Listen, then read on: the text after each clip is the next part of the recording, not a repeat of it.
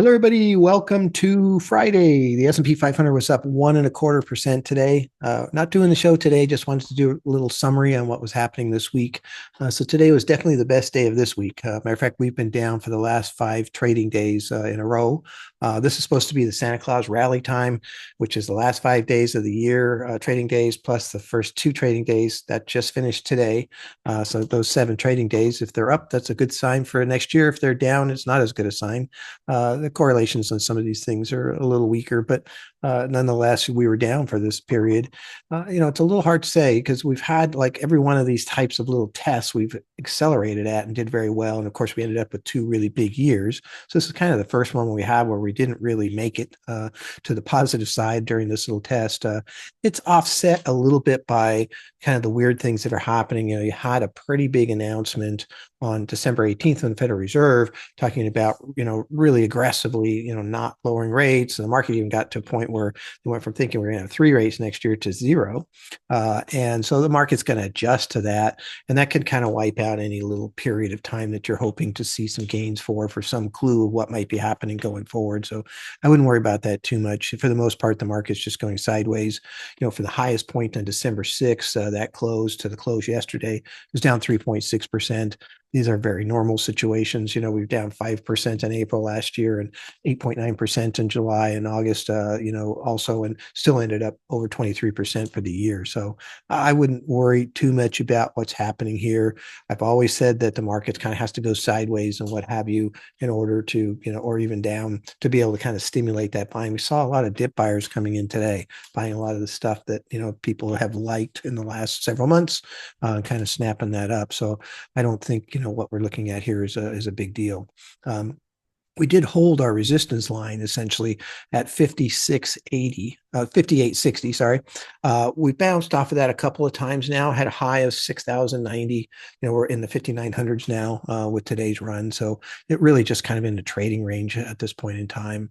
I think next week will be very interesting to see what happens. It's more of a normal week. It's not so thinly traded as far as that goes. So, of course, unfortunately for me, Monday through Friday of next week, I won't be able to do the videos or the show. But I will get back to it again. Should be Monday the 13th. Should be doing some videos again. But I think it will be, something to watch for. It's just, is there some stability? Do we continue this little run we had? And most importantly, can we get to a new high? Because that's when you kind of get rid of the downturn that you're in. If you can't get back to a new high and you keep kind of failing on that, then you're probably in a downturn. So we'll have to see how this goes as far as that goes. But I'm really, optimistic altogether with the momentum the market has, the consumers and the earnings momentum, I think are all there. That hasn't changed. I'm definitely, cautiously optimistic about what could happen next year in terms of the political aspect of, the policies that might come into place. My experience has been that when everybody's talking about it and everybody's concerned about it, then it doesn't happen. I mean, everybody was concerned about the election, for the presidential election and what might happen after.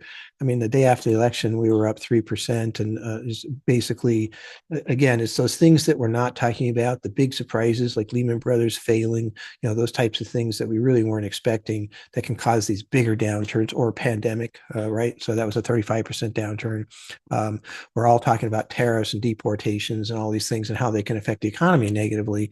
And, again, a lot of this is already being priced in the market. It's probably why we're going sideways right now to a certain degree too. But there may be some room for some upside there if we continue to, kind of come down or go sideways as far as that goes. So, we'll see how this plays out. Again, you have a situation that's a bit unknown, different than what we dealt with this year as far as that goes, but could still work out. The market is the market. It's not a political animal per se. It looks at earnings and what affects earnings. If they're going to reduce taxes and reduce, regulations, that's a good thing for earnings, as far as that goes. So we'll see how it plays out. But look forward to being able to talk to you after the 13th. Have a great weekend, and thank you for listening today.